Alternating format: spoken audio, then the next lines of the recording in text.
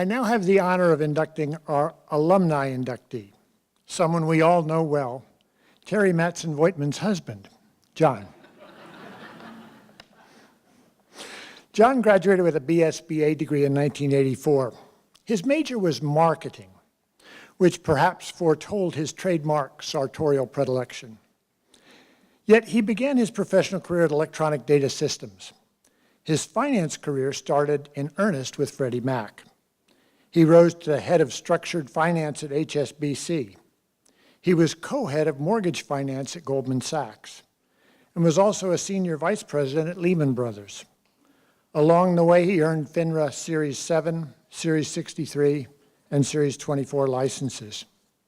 Jon currently works at Royal Bank of Canada, a corporation whose values he shares: collaboration, accountability, integrity, diversity, and putting the client first.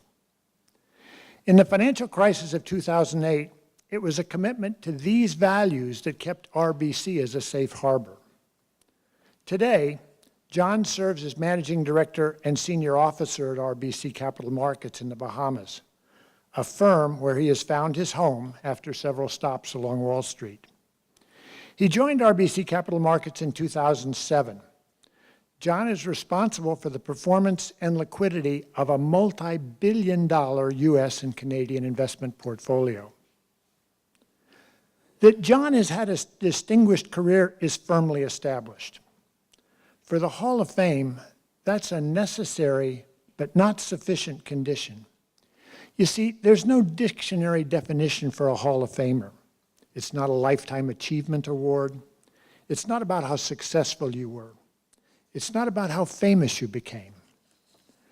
Our Hall of Fame does, of course, celebrate success, yet it does something much more nuanced and more meaningful. For our alumni, students, faculty, and staff, the Hall of Fame exemplifies a life that inspires other people, one that sets a standard to which others aspire. A Hall of Famer sees the best in other people and makes it a reality. Jim Felton and I first met Jon and Terry at Max and Emily's many years ago, where Jon arrived armed with a handful of sample resumes and a vision. Jon wanted to build a pipeline from Mount Pleasant to Wall Street. He had a plan. Over the intervening years, he and Jim carved out that trail to New York. As a result, he has changed the lives of many students. And now, in that pay-it-forward tradition, the students Jon has helped place into Wall Street jobs are beginning to build and strengthen a CMU network in New York that will open doors for future generations of Chippewas. To that end, he has organized and funded many student trips to New York to see RBC, to visit the trading floor of the New York Stock Exchange, and to visit Bloomberg headquarters. Students have returned with boundless enthusiasm that permeated our local Financial Management Association chapter. You know, it's said there are 3 levels of education. 1, you read about it. 2, you get to see the machinery. 3, you actually practice on the machinery. Jon wanted to see level 3 education at CMU. He hosted us on a visit to Bloomberg in New York and impressed upon us the virtue of acquiring the tools Wall Street analysts use every day. Today, the Voigtman Financial Laboratory, which many of you saw earlier this evening, is home to hundreds of CMU Bloomberg certified students whose credentials give them a competitive advantage in the job market. Over a decade ago, Jon and Terry funded a scholarship to support aspiring finance students. While chairing the investment committee of the CMU Development Board, Jon established 2 student seats on that board to create special learning opportunities for young Chippewas. Jon has been a trusted member of our roundtable for many years now. He helped us secure keynote speakers for major events. He's served as a finals judge for the New Venture competition for 5 years. He's helped link aspiring entrepreneurs to resources that will hasten their launch. He makes us reflect in a most creative and fruitful way, challenging us to go one step beyond where we have planned. Jon is a go big or go home kind of guy. He asks of all of us, are we dreaming big enough? Are we trying hard enough? Tonight, we try hard to say thank you. I invite you to sit back and take a look at the little video we've prepared for Jon. Jon, congratulations on your induction into the Central Michigan University College of Business Hall of Fame. I can't think of a more deserving and worthy inductee. I am so proud to call you friend. You know, since we met shortly before the financial crisis in 2008, as I think back, I was struck by two things. The first impression was the bow tie. Not many people wear a bow tie anymore, but you know what? You rock it. And so keep on rocking it, man. Some words that come to mind when I think of Jon are leader, integrity, and bow tie. Don't forget the bow tie. I bet he has it on right now. Jon wears a bow tie a lot of times, and the first time I saw him, he was in a bow tie, and I didn't know who he was. He was sitting next to Paul Salyers. I'm like, who's this goofy guy in a bow tie? The three words that come to mind when I think about Jon Voigtman, it's pretty simple and pretty easy. The first is Terry, the second is Kirby, and the third is CMU. I often have wondered about Jon, if the Jon we know today would be the Jon we know today without Terry. They've been together pretty much since I've known them, and they've always been just the most gracious couple you could imagine. I'll never forget one of Jon's comments was, look, I'm on the East Coast. We keep seeing students from Yale University and from NYU and from Harvard, all great institutions, but our students at CMU are just as talented, just as smart, and they deserve these opportunities as well. Jon has had an extraordinary impact on our college over the last decade. In particular, he has opened doors for our student population to compete for jobs on Wall Street in ways that they otherwise would not have been able to. With the Voigtman Financial Lab, we have created an educational environment that prepares our students to compete effectively with Ivy League graduates. I remember before I had the opportunity to actually meet Jon, I was doing some research on him and reviewing his career. And it was at that moment I knew my future endeavors were possible. Because if Jon Voigtman could do it coming from Central Michigan University, the same university I attended, so could I. He's very proud of the business school and what it did for him. I think he's probably done as much for the School of Business financially as just about anybody. As a roundtable member, his voice, his opinion has had a big impact on the kind of things that we do. He has taken steps to help students in a variety of ways. He's obviously also a strong financial contributor. One of the things that I think his leadership shows is he leads through actions. And I've always been impressed that even though he's lived and worked in New York and then more recently living and working in the Bahamas, somehow he's always able to prioritize and be at the key events, be at the key meetings. The amount of time that he's spent coming back just embodies who he is and his devotion to CMU. I was impressed with Jon the day I met him. He was very knowledgeable, very active participant, very vocal.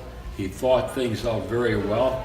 I think all of us benefited very much from his presence. Our very first interaction was about Central, and he's just been a very loyal and supportive friend throughout my career, even before arriving back here on campus. Jon did not start in the College of Business when he came to Central Michigan University. He was majoring in a different field, came into the college, sat down with then Dean Leonard Plachta, who became president of CMU, and I gathered from that meeting that the dean wasn't quite as receptive as Jon thought he should be to Jon's changing majors and entering the College of Business. And yet we all know that Jon eventually became a member of the College of Business student body and graduated from here. We were supposed to, as core college students, and again back to sort of the resourceful part of Jon, we were supposed to just wear what we had and just for a local fashion show in the complex. And Jon said, we're going to do something a little better. And before you know it, he's rigged it so that the two of us have tuxes. And so we decided we wanted to get as much mileage out of those tuxes as we could. And so we got someone to take pictures, and before you know it, one thing led to another, and it turned into Christmas cards. We were both two young guys at CMU, and Jon actually was in the engineering school for a while, and he had a great idea of a device that kept your plugged-in appliance in the wall, and it was titled Plug Catch. And so you actually screwed it into the plate on your wall to keep your plug in place. EDS had come to campus back in the mid-'80s. There was EDS was recruiting many employees at colleges across the country, and they were here looking for computer science and MIS majors. Okay. Jon's a marketing major. Jon somehow or another managed to get his foot in the door and schedule an interview through Career Services here on campus with EDS. And as the story goes, Jon went into the interview, and the recruiter asked how he managed to get in. Jon, I think, shared some story, and next thing you knew, I think Jon walked out with a job interview with EDS. And he told me a story about when he was going through this program at EDS and how rigorous it was and how that really was a life changer for him. But it boiled down to outworking your competitor. And that's what he did. And it wasn't because he was smart. Hey, the joke amongst his friends is, we were all smarter than him. How did he succeed so well? But it's just a joke. But the reality of it is that he will outwork you. And he's a bright guy. There's no two ways about that. But the bottom line with it is, you take somebody that's competent and you work your tail off, and you can succeed. Your eagerness to give back has always been the quality I most admire, and it certainly doesn't stop at financial giving. Countless students at CMU and juniors at RBC have benefited from your guidance. I was certainly the greatest beneficiary, whether it was on stroke technique in my swimming career or on trading bonds in my adult career. Congrats again, Dad. We love you. Congratulations, Jon. I've never met anyone like Jon, someone with such big dreams and someone who can make them happen. And while Jon has had a very successful business career, I feel his greatest contribution to the world of business is his mentoring of young people. Jon so generously shares of his time and his business knowledge so that others can succeed as well, whether it's help with a resume or interviewing for a Wall Street position, for a struggling intern on the desk, or maybe it's an entrepreneur needing help with a pitch. Jon's been there for all of them, with his words of wisdom, recommendations of coursework and books, introductions to others, and some financially. I'm so incredibly proud of Jon and this honor for him, and very appreciative of CMU. Fire up, Chips.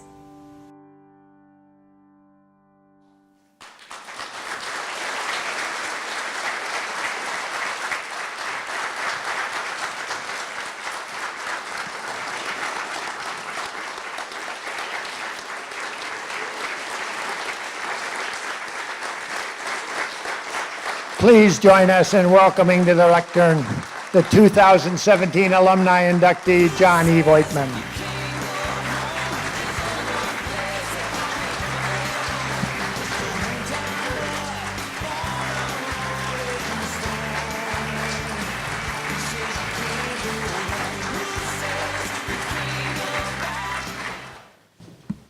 I'm afraid I'm going to be like Jimmy Kimmel and cry up here.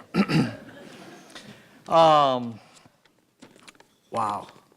I'm a little bit numb. Definitely deeply honored to be here. Thank you for coming out on a Friday night, especially a homecoming Friday night. It means so much that I was thinking it was going to be a smaller group, I guess. Like about that many. Dr. Vetter, it's amazing to share the stage. When I first came in tonight, I looked up at the wall here, and it's kind of like Sesame Street. Which one of these don't belong? And it wasn't you. That's not what I'm saying. It was over here. Thank thank you very much. Dean Crespi, I wouldn't be here if it wasn't for you. You've assembled such an amazing roundtable. You know, you get asked to do a lot of things, and it's really rare when someone asks you your opinion and they follow through on it. And I can't thank you enough for allowing me to have some ideas and discuss them and turn them into a reality. And one of the most amazing realities, and I recruit all over the country and go to a lot of business schools. And not that I was ever ashamed of our old building, but it didn't stack up to a lot of the other business schools. And last night, Terry and I came through these doors, and there were, I don't know, 60, 80 kids in suits at tables meeting with companies. And it looked like a real business school. So thank you for your vision. I remember a few years ago when you said you had this idea and you kind of explained it, and it turned out better than you even explained it. And this is amazing. So it will do a lot for students, I think a lot for faculty, and it does a lot for alumni who are now really proud of this building. So thank you for doing that and all the other things, but the building is the most impactful, like right now standing up here looking around. I also want to thank everyone who worked on tonight. Julie sent me an email. Well, she sent me a few emails, but I got one. She said, like, if you need me to put your speech in a script, I'd be happy to do so. I thought, like, speech? And I talked to Paul Richards earlier today, and I said, you know, I'm speechless. I don't know what to say. And he said, well, you better hurry up and think of something. But thank you to everyone who put this together. I thought the meal was great. The presentation is great. The video, amazing. I feel a little choked up about it. But thank you very much. I'm going to do it the opposite the way that Dr. Vetter did. I want to thank my parents for coming up from Saline. They really taught me work ethic and always to do my best, and that really helped me put on the path that I'm on. So thank you very much. To my in-laws, Hoot and Jackie Matson, first, thank you for trusting me with your beautiful daughter. It's made my life easy, and you know, Terry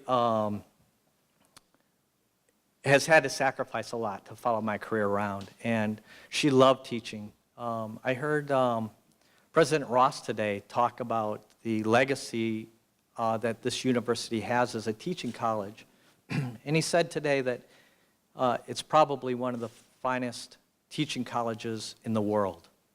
And I think Terry was probably one of the best teachers in the world. But we had to make some choices about moving around. There were opportunities that were too good for me to pass up. And so she gave up her teaching career to follow me. So that means a lot to me. You know, she's my best friend, my partner, she's my cheerleader, and she's a wonderful mother to our son Kirby. I'm sorry he can't be here tonight. But Kirby has a presence that really kind of lightens up the room, and it lightens up my heart. And kind of through his thoughtful guidance and the way he thinks about things, it's really allowed Terry and I to give back. He's one of these wise millennials, and I think that he really approaches things uniquely and reminds us often that it's not what we have that defines us, it's what we give. And I owe a lot of that to Kirby to remind me that we live in a world sometimes where that's easy to forget. Other friends, I have roommates here. So it's a surprise to see them. Tony Voigtman, thank you for coming. He told me we have a party in a couple hours maybe. Who knows how long we're going to talk up here. But he told me he had an event tonight, so I didn't expect to see him. And Mike Guy, my other roommate, I didn't expect to see him either. Shamari Benton. Shamari is one of the success stories at RBC. He's one of me. He made his way from Central Michigan to Wall Street, and now he's one of our rising stars in sales and trading in our LA office. Shamari, he came all the way from LA for this. Shamari, thank you.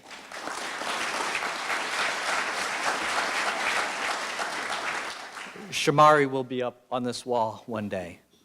I also want to thank Jon Kalhavi. Jon is not just a friend and a mentor, he's also a business partner. I've learned to respect and gain so much knowledge from Jon. He's the one who goes at things. He gives me courage to tackle things that are much bigger than I am. What he's done for the university has really reflected on what I want to do. So Jon, thank you for coming and thank you for being such a good friend.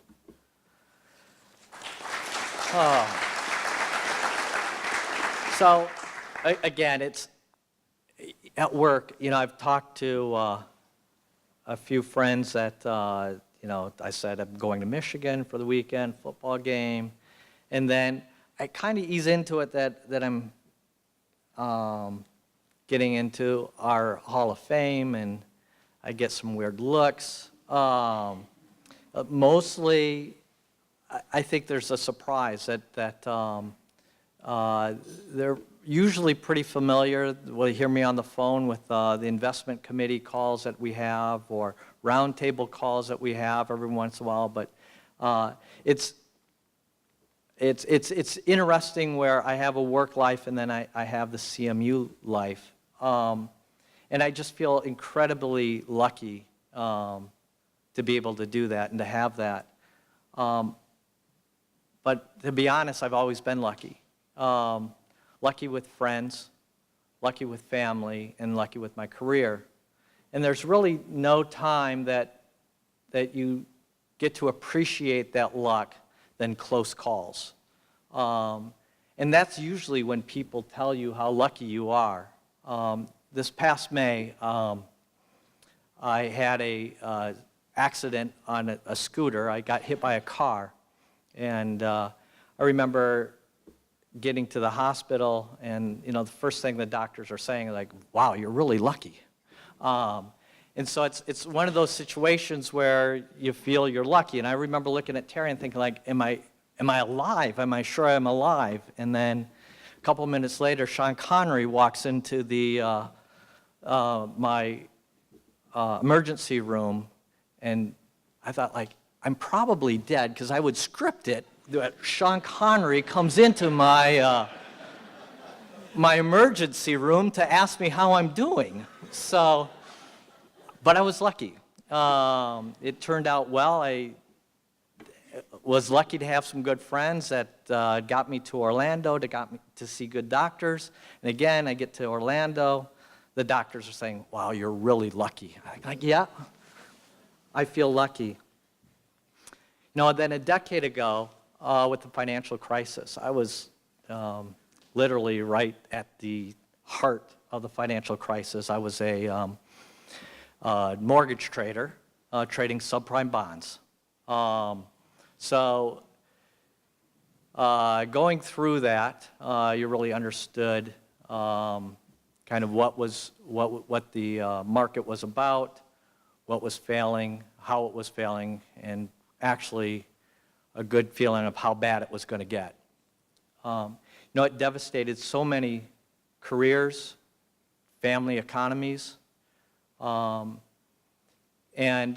as one of the leaders on Wall Street that ran a mortgage desk, we had a lot of questions to answer. And so meeting with executives, with regulators, with prosecutors, trying to explain what happened, that close call really brought me this real appreciation for integrity and detail and authenticity, making sure that things that we do are constructive and not destructive.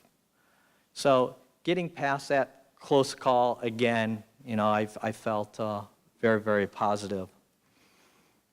16 Septembers ago, I was in the building when a plane flew in and it hit, and I had to get home. And we got home, and again, another close call, and you had such an appreciation for friends and family. You have no idea how many calls and emails you get when you're in a tragic situation like that. Just a close call, but I felt really lucky about that. And then 3 decades ago, in this very building, I had one of my first close calls, and Kathy talked about it a little bit.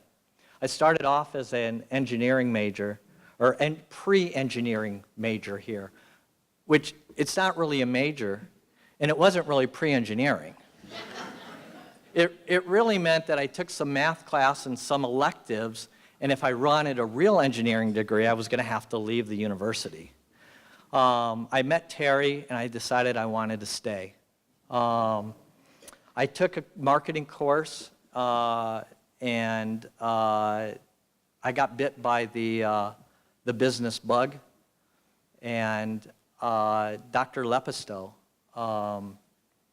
was kind enough to set up a meeting with Dean Plachta at the time. Kathy talked a little bit about that meeting.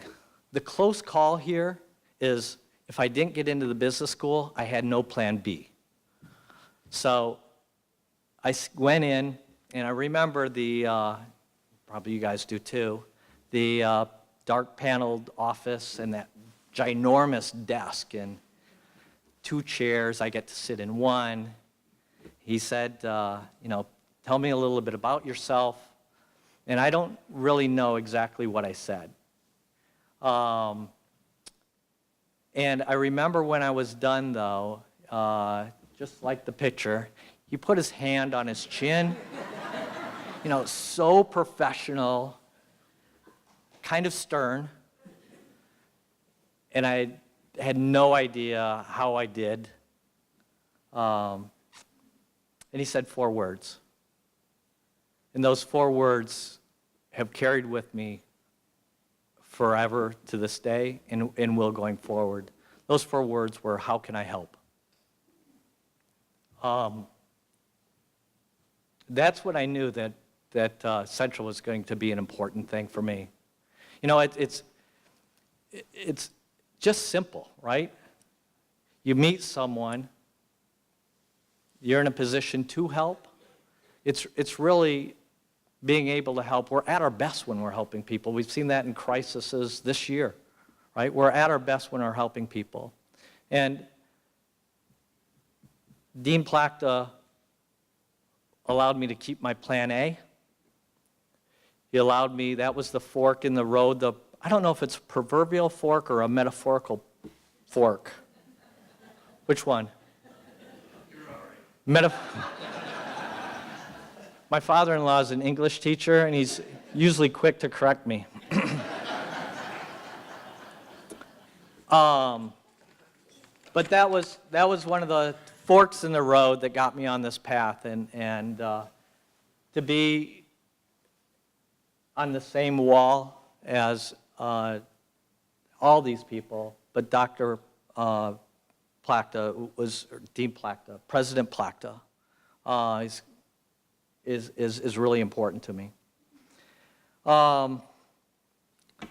The only other thing I really wanted to say was that I'm profoundly proud to be a graduate of Central Michigan University's Business School. So thank you for everyone here that contributed to that, and fire up chips.